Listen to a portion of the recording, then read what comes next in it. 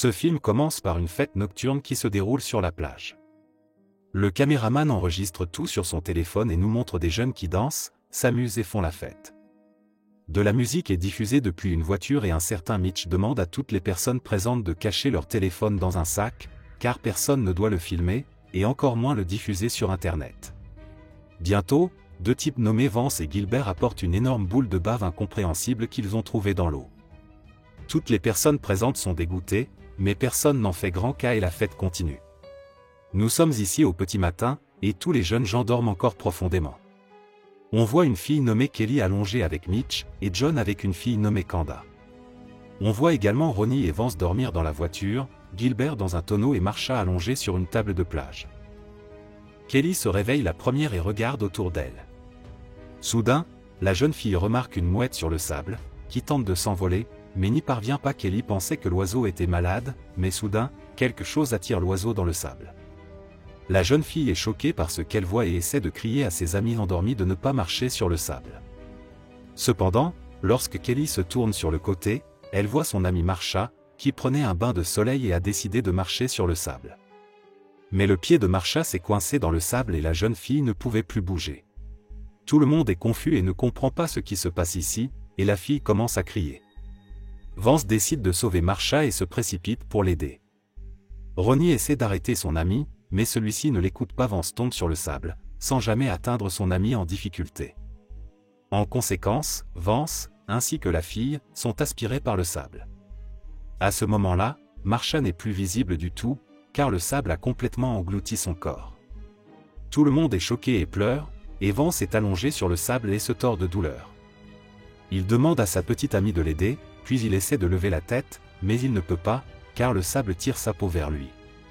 Ronnie hurle d'horreur, mais il est trop tard, car Vance disparaît dans l'épaisseur du sable sinistre.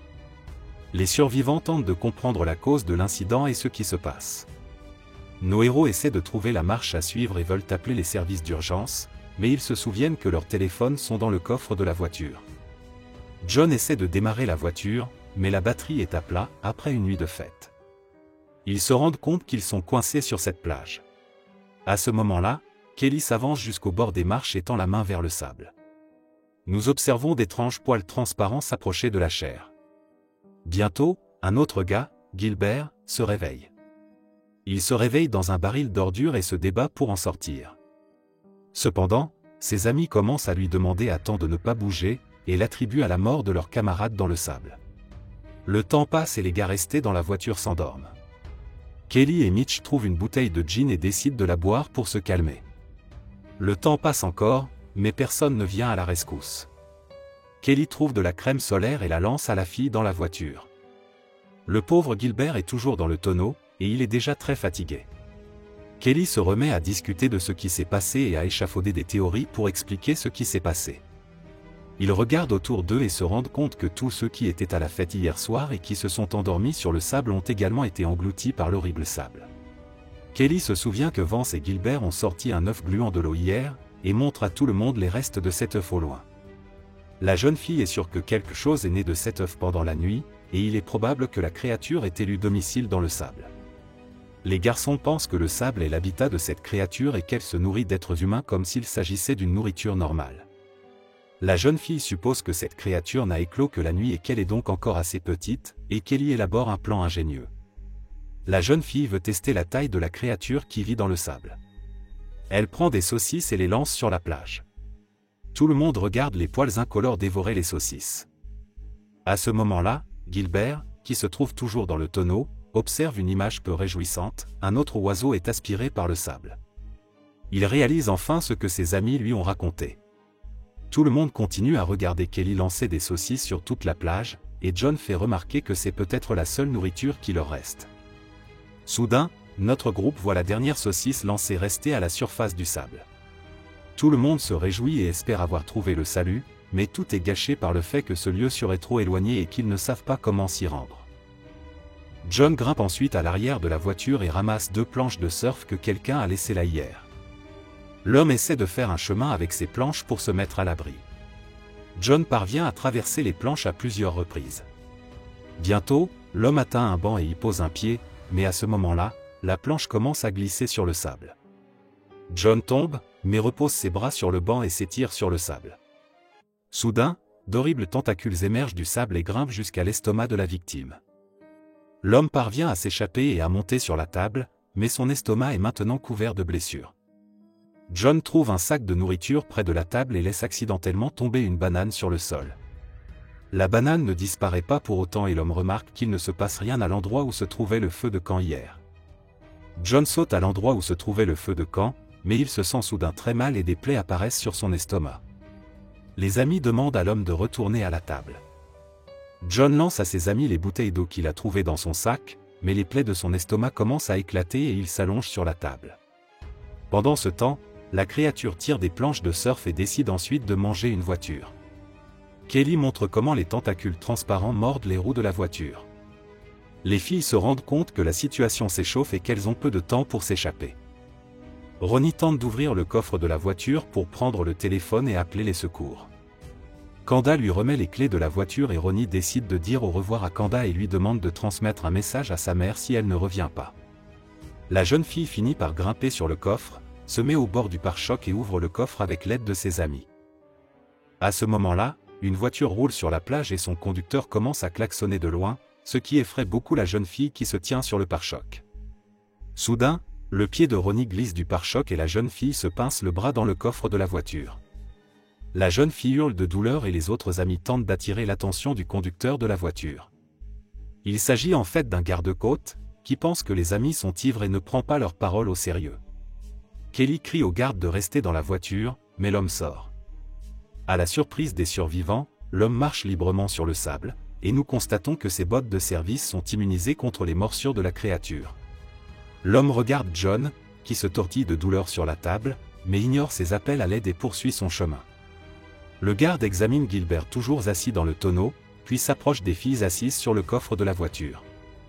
Kelly insulte l'homme, puis l'officier menace les gars avec son spray au poivre et leur demande de venir vers lui et de se tenir sur le sable, mais ils refusent tous. Alors qu'il sort le spray au poivre de son étui, l'agent de sécurité laisse tomber les clés de la voiture sur le sol. L'homme tente de ramasser les clés mais réalise soudain que la fille ne lui a pas menti et qu'il est maintenant immobilisé. Kelly conseille à l'homme d'utiliser un spray au poivre contre la créature et cela fonctionne, mais l'homme perd une partie de son bras. Sous le choc, le garde tombe à terre et Kelly lui prend le spray au poivre. Mitch réalise alors que les chaussures peuvent le sauver de la créature et veut se rendre à la voiture du garde en tang et avec une serviette autour des pieds. Les filles lancent les serviettes à Mitch depuis la voiture, mais en essayant de les attraper, le gars trébuche et tombe dans le sable. La créature le mange avec avidité. Plus tard, Kelly n'en peut plus et saute de l'échelle sur la voiture, ce que la jeune fille réussit à faire. Les filles décident d'aider Ronnie à sortir son bras du coffre. Pendant ce temps, Gilbert est toujours assis dans le tonneau et la créature commence à le sentir. Les filles trouvent un plan pour faire un pont avec les escaliers en ruine afin de sauver le reste de leurs amis et d'atteindre la voiture du garde. Les filles commencent à marcher le long de la rampe en ruine, et bientôt elles atteignent John, qui est toujours en très mauvais état. Ronnie s'approche de la table en dernier, mais à cause de sa blessure au bras, la jeune fille perd l'équilibre et tombe dans le sable. Les filles tentent de sauver leur ami, mais la créature entraîne Ronnie dans les profondeurs du sable. Kanda enveloppe ses jambes dans une serviette et un sac, et court jusqu'à la voiture. La jeune fille réussit à grimper sur le capot et n'est pas blessée. Gilbert est très heureux de cet événement, et apparemment pour rien, car à cause de ses mouvements, la créature commence à s'intéresser à son tonneau. Le monstre perce le tonneau et commence à le dévorer par le bas, puis plusieurs tentacules énormes sortent du tonneau et aspirent l'homme dans le sable. Bientôt, les mêmes tentacules sortent près de la voiture et commencent à la secouer, et Kanda tombe sur le capot et s'évanouit. La nuit tombe, Kanda est allongé sur la voiture, Kelly et John sont sur la table. Kanda reprend conscience et trouve un radeau gonflable dans la voiture. Avec son aide, la jeune fille décide de sauver ses amis. Rapidement, Kelly et John s'installent dans le radeau, puis montent dans la voiture. Mais à cause d'un tremblement de terre soudain, Kelly tombe sur le radeau et d'énormes tentacules apparaissent devant ses yeux. La jeune fille réussit à sauter sur le toit de la voiture. Kelly y trouve un bidon d'essence et met le feu au monstre. La jeune fille grimpe rapidement dans la voiture, mais la créature tente d'ouvrir la portière. Les filles parviennent à s'enfermer dans la voiture et restent assises en silence. Elles se rendent vite compte que John est mort, puis elles s'étreignent et pleurent leurs amis décédés. Fatiguées et effrayées, elles s'endorment dans la voiture. Le lendemain matin, elles se réveillent avec un homme qui frappe à leur fenêtre. Kelly et Candy réalisent que le monstre a disparu et qu'elles peuvent marcher sur le sable en paix. Les filles marchent sur la plage en se serrant dans les bras les unes des autres et n'arrivent pas à croire ce qui leur est arrivé. Dans les derniers plans du film, on voit un énorme monstre nager sous l'eau près d'une jetée remplie de gens. C'est la fin du film. Merci à tous d'avoir regardé ce film jusqu'au bout. Donnez un like à cette vidéo. Écrivez dans les commentaires ce que vous pensez de ce film, et rendez-vous dans de nouvelles vidéos.